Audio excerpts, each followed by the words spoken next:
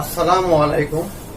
পল্লবী মহিলা degree college আয়োজিত online ক্লাসে সকল ছাত্রীকে স্বাগত। সর্বপ্রথম আমি মহান আল্লাহ তাআলাকে ধন্যবাদ জানিয়ে আজকের ক্লাস শুরু করছি। আমি আরো ধন্যবাদ জানাচ্ছি আমাদের অধ্যক্ষ, উপাধ্যক্ষ এবং অনলাইন ক্লাসের সাথে সংশ্লিষ্ট সকল শিক্ষক মণ্ডলী ও ছাত্রছাত্রীবৃন্দ, সবাইকে আসসালামু আলাইকুম। আজকে আমি মূলধন বাজেটিং এর কৌশল এই অধ্যায়ের বিস্তারিত যে ম্যাথগুলো আছে সেগুলা আলোচনা করব। এই মূলধন বাজেটিং এর কোশ্চেন থেকে তোমাদের অনেক গুরুত্বপূর্ণ 10 মার্ক, 4 মার্ক এবং 1 মার্কের যে কোশ্চেনগুলো আছে জাতীয় বিশ্ববিদ্যালয়ে, সেখান থেকে তোমাদের অনেক কোশ্চেন আসে। তাই এই অধ্যায়ে তোমাদের আলোচনা করার বিশেষ প্রয়োজন। তোমাদের সামনে যে পরীক্ষা হবে, যে এই বিশ্ববিদ্যালয় খোলার পরে তোমাদের যে কলেজগুলো যে পরীক্ষা শুরু হবে, সেই পরীক্ষার জন্য এই অঙ্কগুলা বা এই অধ্যায়টা তোমাদের খুবই গুরুত্বপূর্ণ। তাহলে আজকে আমরা শুরু করছি আমাদের আজকের ক্লাস, মূলধন বাজেটিং এর কৌশল। মূলধন বাজেটিং এর কৌশল থেকে আমরা কি শিখব? এখান থেকে আমরা কতগুলা পদ্ধতি সম্পর্কে জানব, যেগুলা দীর্ঘমেয়াদী সিদ্ধান্ত গ্রহণ করার জন্য আমাদের খুব সহায়ক হয়। আমরা ব্যবসা বা প্রতিষ্ঠানের জন্য যখন বিনিয়োগ করব, তখন যে দীর্ঘমেয়াদী যে বিনিয়োগ বা প্রকল্পতে আমরা বিনিয়োগ করব, এই প্রকল্প থেকে আমরা এই প্রকল্পের ভবিষ্যৎ মূল্য আমরা বর্তমান মূল্য বের করতে পারব। তা সর্বপ্রথম আমরা মূলধন বাজেটিং এর কৌশল সম্পর্কে জানি। মূলধন বাজেটিং এর কৌশলটা অত্যন্ত পুরাতন, জনপ্রিয়। অনেক আগে থেকেই এই পদ্ধতি ব্যবহার করা হয়। 1864 কিংবা 65 সালে যখন ইংল্যান্ডে শিল্প বিপ্লব সংঘটিত হলো, তখন ব্যাপকভাবে এই মূলধন বাজেটিং এর কৌশলগুলা প্রয়োগ করা শুরু করে। তাহলে এই মূলধন বাজেটিং এর পদ্ধতি খুবই গুরুত্বপূর্ণ একটা পদ্ধতি। এটা ইংল্যান্ডে সর্বপ্রথম ব্যবহৃত হয়। আমরা এই মূলধন বাজেটিং এর কৌশল সম্পর্কে এখন জানব। মূলধন বাজেটিং এর কৌশল বলতে আমরা কি বুঝি? অর্থাৎ যে সকল পদ্ধতি বা কৌশলের মাধ্যমে বিনিয়োগকৃত প্রকল্প গ্রহণযোগ্যতা মূল্যায়ন করা হয়, তাকে মূলধন বাজেটিং এর কৌশল বলা হয়। অর্থাৎ আমরা যে সকল পদ্ধতি বা কলা কৌশল আমরা প্রয়োগ করে বিনিয়োগকৃত, বা আমি একটা কোনো প্রকল্পে বিনিয়োগ করলাম, এই বিনিয়োগকৃত প্রকল্পে গ্রহণযোগ্যতা মূল্যায়ন করার প্রক্রিয়াটাই হলো মূলধন বাজেটিং এর কৌশল। তাহলে আমরা মূলধন বাজেটিং এর কৌশল সম্পর্কে বুঝতে পারলাম। এখন মূলধন বাজেটিং এর পদ্ধতি। অর্থনীতিবিদ এবং ফিনান্সিয়াল বিশারদরা আর হিসাব বিজ্ঞানবিদরা এই মূলধন বাজেটিং এর কৌশল সম্পর্কে দুই ভাগে ভাগ করেছে। 1, সনাতন পদ্ধতি, 2, বাট্টাকৃত নগদ প্রবাহ। আজকের ক্লাসে আমি এইগুলারই বিস্তারিত তোমাদের সম্পর্কে তুলে ধরব। পরবর্তী ক্লাসে আমি অঙ্ক নিয়ে হাজির হব। প্রথমে দেখি সনাতন পদ্ধতি। সনাতন পদ্ধতির ভিতরে 3টা পদ্ধতি আছে। 1, বিনিয়োগ পরিশোধ কাল, যেটা আমরা পে ব্যাক পিরিয়ড নামে পরিচিত। 2, পে ব্যাক রিসিপ্রোকাল, অর্থাৎ এই পে ব্যাক, এই বিনিয়োগ পরিশোধের কালে যখন আমি পরবর্তীতে হার জানতে যাব, তখন এই পে ব্যাক রিসিপ্রোকাল পদ্ধতি ব্যবহার করা হয়। গড় উপার্জন হার, অর্থাৎ আমার উপার্জন হারটাকে যখন আমি গড় করে বের করব তখনই হলো গড় উপার্জন হারটা বের হবে। তাহলে সনাতন পদ্ধতিতে আমরা তিনটা পদ্ধতি পেলাম। 1 বিনিয়োগ পরিশোধকাল, 2 পে ব্যাক রিসিপ্রোকাল, 3 গড় উপার্জন হার। এখন আমরা বার্তাকৃত নগদ প্রবাহের ভিতরে যাই।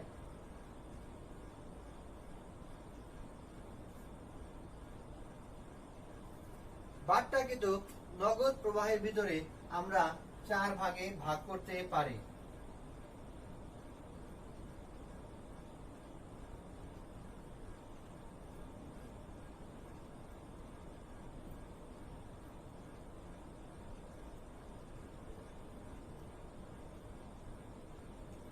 এক নেট বর্তমান মূল্য, 2 মুনাফার ক্ষমতা সূচক পদ্ধতি, 3 এমএপিআই পদ্ধতি এবং 4 অভ্যন্তরীণ মুনাফা হার পদ্ধতি।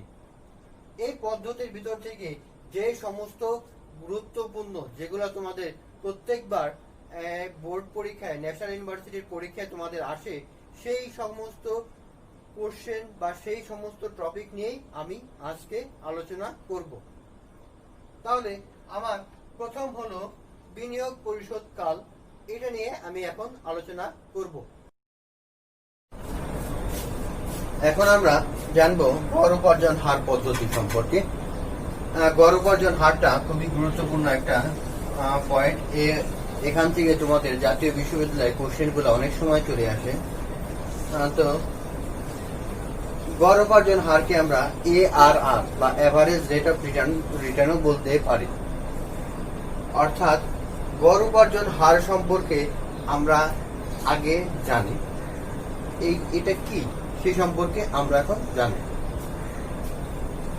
যে পদ্ধতিতে প্রকল্পের গড় বিনিয়োগ, অর্থাৎ যে পদ্ধতিতে প্রকল্পের গড় বিনিয়োগের উপর কর পরবর্তী বার্ষিক মুনাফার হার নির্ণয় করা হয়, অর্থাৎ কর বাদ দেওয়ার পরে যখন মুনাফার বার্ষিক হার নির্ণয় করা হবে তখন তাকে গড় উপার্জন হার বলা হয়। অবশ্যই এখানে করটা বাদ দেওয়ার পরে যখন হিসাব করা হবে। তাহলে ARR সম্পর্কে আমরা বুঝলাম। ARR সূত্রটা খুবই সহজ। এভারেজ রেট অফ রিটার্ন সমান সমান average EAT, earning after tax, divided by average investment into 100। যেহেতু আমরা হার বের করব তাহলে অবশ্যই আমাকে 100 লাগবে। আমরা এভারেজ ইনভেস্টমেন্টটা কিভাবে বের করতে পারি? এভারেজ ইনভেস্টমেন্ট সমান সমান working capital plus initial investment plus SB মানে সেলস ভ্যালু বা সেলভেজ ভ্যালু বা অবশিষ্ট মূল্য ডিভাইডেড বাই 2। সহজেই আমরা এই সূত্র প্রয়োগ করে আমরা এভারেজ রেট অফ রিটার্নটা সহজেই বের করতে পারবো। তারপরে আছে প্রকৃত বিনিয়োগের ভিত্তিতে return on investment, average income divided by original investment to the power 100। অর্থাৎ রিটার্ন অন ইনভেস্টমেন্ট এটাও কিন্তু তোমাদের 4 মার্কে চলে আসে। তোমরা বোর্ডের কোশ্চেন, আমি যখন বোর্ডের কোশ্চেন করাবো তখন এই অঙ্ক অবশ্যই আমি তোমাদের করাবো। এখন পারস্পরিক বর্জনশীল যে সূত্রটা আছে সেটা আমরা ব্যবহার সম্পর্কে জানবো। এখানে পারস্পরিক বর্জনশীল সূত্রের ক্ষেত্রে এভারেজ রেট অফ রিটার্ন যদি কস্ট অফ ক্যাপিটাল, কে মানে cost of capital, cost of ক্যাপিটালের চেয়ে বেশি হয় তাহলে আমাকে এই প্রকল্পটা গ্রহণ করব। অর্থাৎ আমি ওই প্রকল্পটাই গ্রহণ করব যে প্রকল্পটা average rate of return cost of ক্যাপিটালের চেয়ে বেশি। আবার এভারেজ রেট অফ রিটার্ন যদি কস্ট অফ ক্যাপিটাল রিটার্নের চেয়ে কস্ট অফ ক্যাপিটাল বেশি হলে তাহলে সেই প্রকল্পটা রিজেক্ট বা বাতিল বলে গণ্য হবে। আমরা এখানে সহজেই সিদ্ধান্ত গ্রহণ করতে পারি যখন আমাদের গড় উপার্জন হার কস্ট অফ ক্যাপিটালের চেয়ে বেশি হবে, তখন আমরা প্রকল্পটি গ্রহণ করব।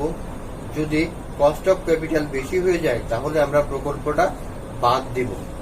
তোমরা সহজেই বুঝতে পারবা যখন আমি অঙ্ক দিয়ে করাবো, তখন এগুলা সহজেই বোঝা যাবে। এখন আমি এই সম্পর্কে কিছু সুবিধা সম্পর্কে আলোচনা করব। গড় উপার্জন হারের সুবিধা,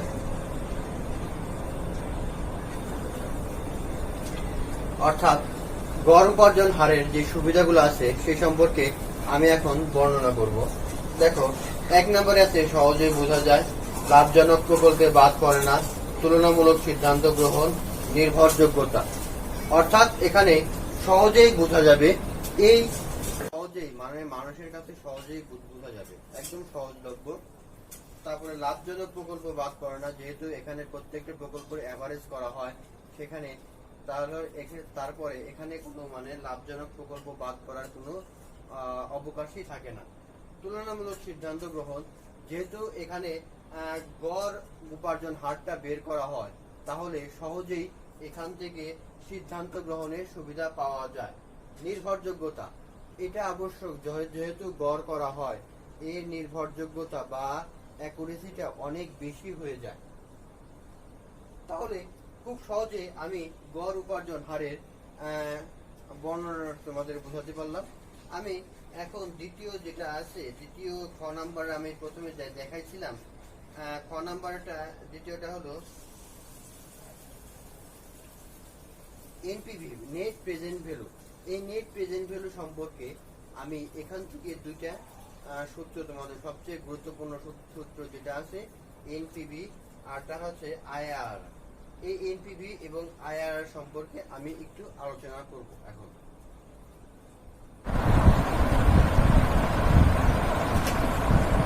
আমরা দেখব বিনিয়োগ পরিশোধকাল, অর্থাৎ যেটা পে ব্যাক পিরিয়ড নামে পরিচিত। এই অঙ্কটা তোমাদের খুবই গুরুত্বপূর্ণ একটা অঙ্ক। এটা তোমাদের বিভিন্ন পরীক্ষায় আসে, 10 মার্কেরও আসে, 4 মার্কেরও আসে। সেজন্য এই অঙ্ক সূত্রগুলো খুবই গুরুত্বপূর্ণ।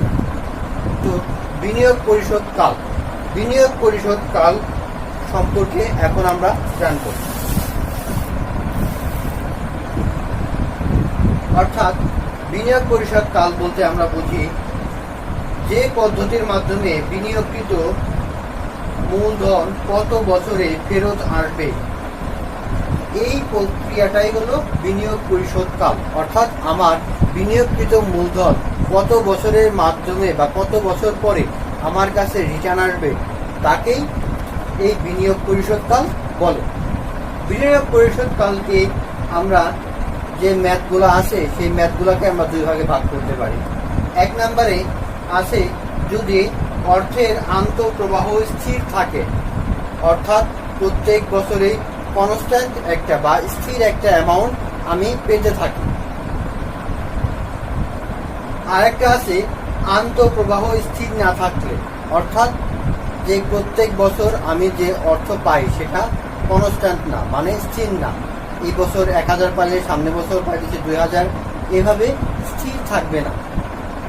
তাহলে যদি অর্থের আন্তঃপ্রবাহ স্থির থাকে, তাহলে আমরা এই সূত্রটা ব্যবহার করব।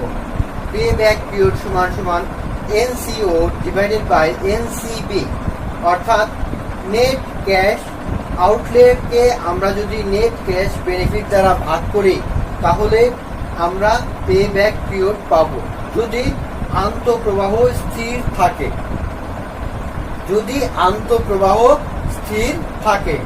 2 নাম্বার, দেখো খ নম্বরে আছে আন্তঃপ্রবাহ স্থির না থাকলে payback period A plus NCO minus C divided by D, অর্থাৎ এখানে এ দ্বারা previous year net cash outlay, অর্থাৎ পূর্ববর্তী বছরের যে ক্যাশগুলো আমরা পেয়েছি সেটা হবে এখানে।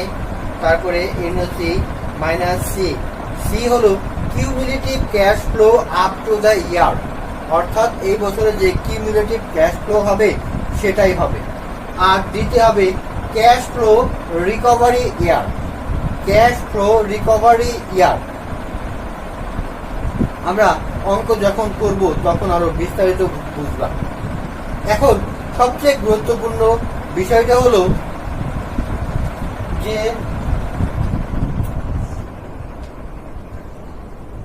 প্রকল্প গ্রহণযোগ্য না বর্জনযোগ্য, অর্থাৎ অ্যাকসেপ্টেবল না রিজেক্টেবল, এটা আমরা কিভাবে বুঝব? এটা সবচেয়ে গুরুত্বপূর্ণ। আমি অঙ্ক করার পরে তখন দেখবা যে এই প্রকল্পটা কি গ্রহণযোগ্য না গ্রহণযোগ্য না। যদি পে ব্যাক পিরিয়ডের চেয়ে প্রজেক্ট লাইফটা বেশি হয়, অর্থাৎ অঙ্কে পে ব্যাক পিরিয়ডের চেয়ে প্রজেক্ট লাইফটা বেশি হয়, তাহলে প্রজেক্টটা অ্যাকসেপ্টেবল, তাহলে সেটা আমরা গ্রহণ করব।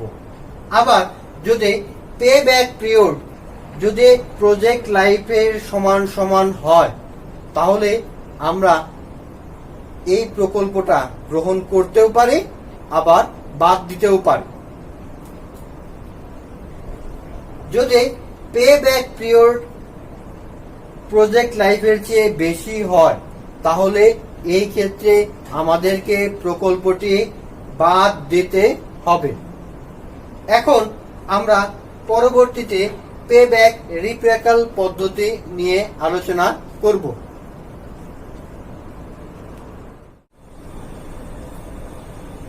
এটা গেল পরস্পর বর্জনশীল প্রকল্পের ক্ষেত্রে। এখন দেখি আমরা স্বাধীন প্রকল্পের ক্ষেত্রে। স্বাধীন প্রকল্পের ক্ষেত্রে যদি অবশ্যই আমার পজিটিভ এই নিট বর্তমান মূল্য যদি পজিটিভ আসে, তাহলে আমরা সেই প্রকল্পটি গ্রহণ করব স্বাধীন প্রকল্পের ক্ষেত্রে। আর স্বাধীন প্রকল্পের ক্ষেত্রে যদি জিরো আসে, তাহলে প্রকল্পটা আমরা গ্রহণ করব। আবার স্বাধীন প্রকল্পের ক্ষেত্রে অ্যান্সারটা যদি আমার মাইনাস ফিগার চলে আসে, তাহলে নট অ্যাকসেপ্টেবল, অর্থাৎ এই প্রকল্পটা আমরা গ্রহণ করব না। তাহলে খুব সহজেই তোমরা নিট বর্তমান মূল্য সম্পর্কে বুঝতে পারলা। এখন আমি পরবর্তী বিষয় নিয়ে আলোচনা করব। এখন আমরা বিনিয়োগকাল পরিশোধের সুবিধা এবং অসুবিধা সম্পর্কে জানব। আমরা সহজেই এই সম্পর্কে জানতে পারি।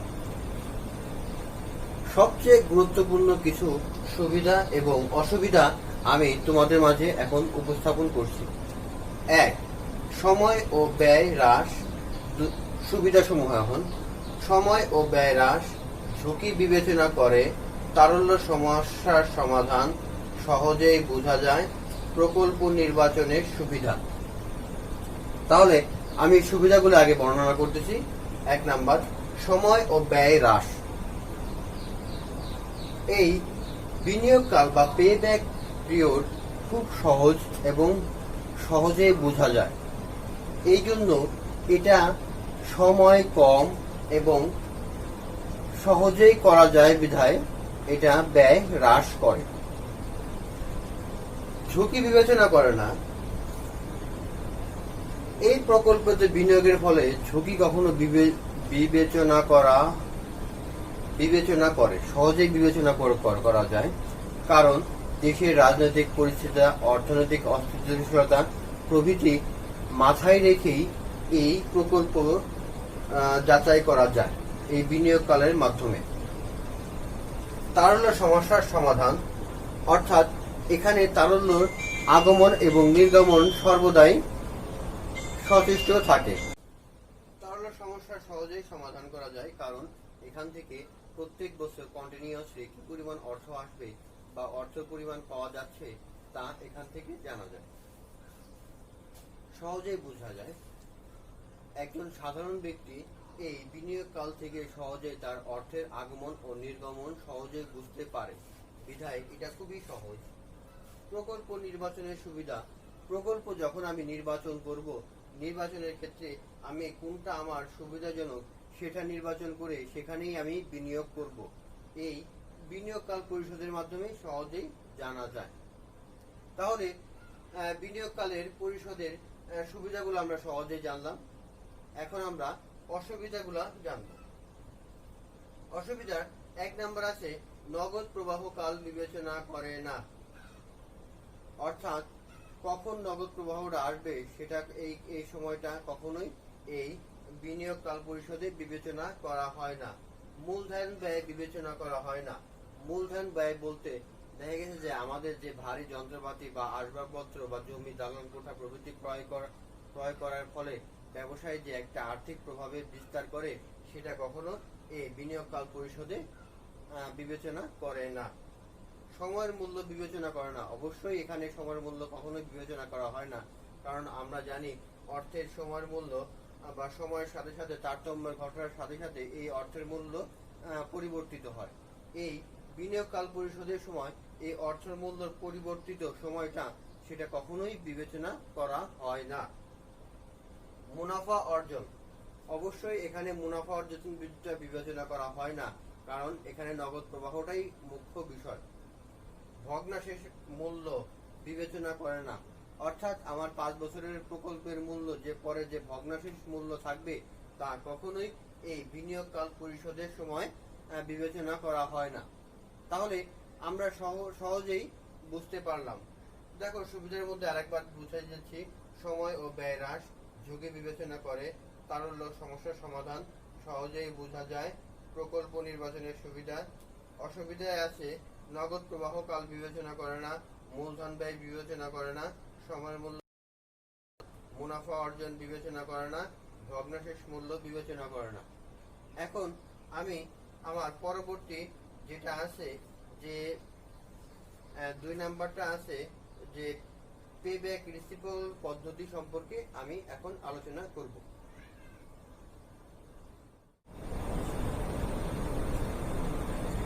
এখন আমরা পারস্পরিক বিনিয়োগ বা পেব্যাক রিসিপ্রোকাল সম্পর্কে জানব। আমরা এখন পেব্যাক পিরিয়ডের যেটা গতটা পড়লাম ঠিক এটার উল্টাটাই হলো পেব্যাক রিসিপ্রোকাল অর্থাৎ পারস্পরিক বিনিয়োগ। তাহলে প্রথমে আমরা সংজ্ঞাটা জানি। যে পদ্ধতিতে পরিশোধকাল পদ্ধতি উল্টোভাবে ব্যবহার করে আয় জানার চেষ্টা করে তাকে এই পারস্পরিক বিনিয়োগ বা পে ব্যাক রিসিপ্রোকাল বলা হয়।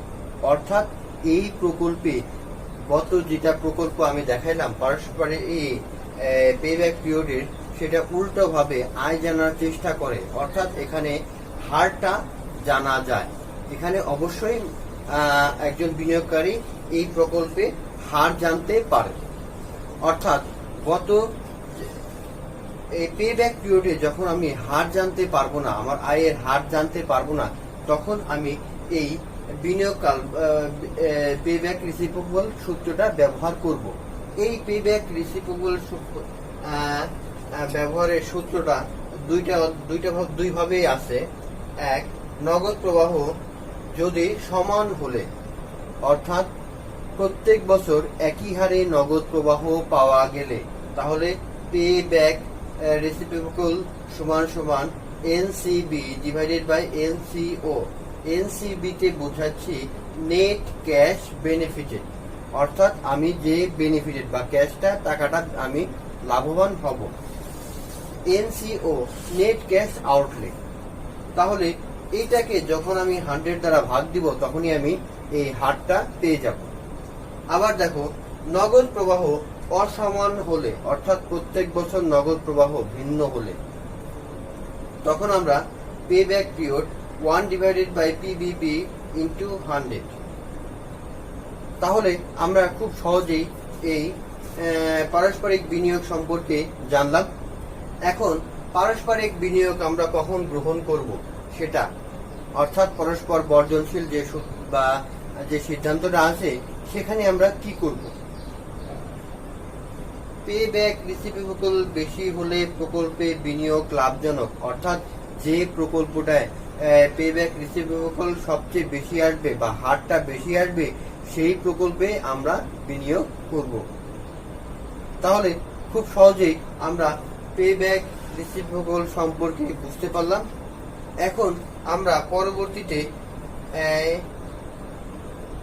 ARR অর্থাৎ গড় উপার্জন হার, অ্যাভারেজ রেট অফ রিটার্নটা আমরা আলোচনা করব। সুপ্রিয় শিক্ষার্থী, এখন আমরা শিখব অভ্যন্তরীণ উপার্জন হার পদ্ধতি, যেটা আমরা IRR internal rate of return নামেও পরিচিত। তো এই সম্পর্কে আমরা এখন পড়ব। এটা খুবই গুরুত্বপূর্ণ একটা অঙ্ক। এই অঙ্কটা বিভিন্ন সময় জাতীয় বিশ্ববিদ্যালয় পরীক্ষাগুলোতে এই অঙ্ক অবশ্যই আসে। এটা 10 মার্কেরও আসে, আবার অনেক খুব কম সময় 4 মার্কের আসে, সবচেয়ে বেশি আসে 10 মার্কের। সেই জন্য জাতীয় বিশ্ববিদ্যালয়ে এই অধ্যায়টির এই অঙ্কটা ইন্টারনাল রেট অফ রিটার্ন বা আভ্যন্তরীণ উপার্জন হার পদ্ধতি খুবই গুরুত্বপূর্ণ। আমি বারবার বলতেছি তোমাদের, এই অধ্যায়টা বা এই কোশ্চেনটা খুবই গুরুত্বপূর্ণ তোমাদের জন্য। IRR internal rate of return সমান সমান LR মানে lower discount rate plus NPV net present value of lower rate, তারপর আছে NPV of lower rate minus NPV of higher rate. Higher rate এটা তোমাদের আমি অঙ্কটা পড়ানোর সময় বিস্তারিত তোমাদেরকে আমি বুঝিয়ে দেব। এই হায়ার রেটটা কিভাবে বের করতে হয়, লোয়ার রেটটা কিভাবে বের করতে হয় আমি তোমাদেরকে বের করে দেব। Multiple higher rate plus lower rate. এখন তোমরা এই অভ্যন্তরীণ উপার্জন হার পদ্ধতির সূত্রটা খুব ভালোভাবে চিনলা, যে লোয়ার ডিসকাউন্ট রেট প্লাস হলো NPV of lower discount rate divided by NPV of lower discount rate minus NPV of higher discount rate, higher rate minus lower rate. এই দুটার সংমিশ্রণে খুব সহজেই আমরা এই অঙ্কটা করতে পারব। এখন আমরা দেখব প্রজেক্ট গ্রহণ ও বর্জনশীল পদ্ধতির ক্ষেত্রে আমাদের কি হবে। যদি IRR কস্ট অফ ক্যাপিটালের চেয়ে বেশি হয় তাহলে ওই প্রজেক্ট আমরা গ্রহণ করব। যদি বেশি হয় তাহলে সেই প্রজেক্ট অ্যাকসেপ্টেবল অর্থাৎ গ্রহণ করব। যদি IRR এর চেয়ে কস্ট অফ ক্যাপিটালটা বেশি হয়, অর্থাৎ কস্ট অফ ক্যাপিটালটা বেশি হবে, তখন আমরা সেই প্রজেক্টটা রিজেক্ট করব।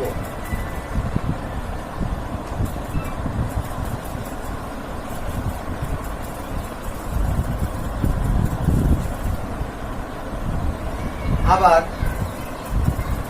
IRR সমান সমান কস্ট অফ ক্যাপিটাল হলে আমরা ওই প্রজেক্ট গ্রহণও করতে পারি, আবার বর্জনও করতে পারি। আরেকবার একটু লক্ষ্য রাখো, IRR যদি কস্ট অফ ক্যাপিটালের চেয়ে বেশি হয় তাহলে ওই প্রকল্পটি আমরা গ্রহণ করব। IRR যদি কস্ট অফ ক্যাপিটালের চেয়ে কম হয় তাহলে সেই প্রকল্পটা আমরা বাদ দিব। IRR সমান সমান কস্ট অফ ক্যাপিটাল সমান সমান হলে সেই প্রকল্প আমরা গ্রহণও করতে পারি, প্রকল্পটা বর্জনও করতে পারি। তাহলে সুপ্রিয় শিক্ষার্থী, তোমরা খুব ভালো মতোই এই অঙ্কগুলা ভালো মতোই বুঝলা।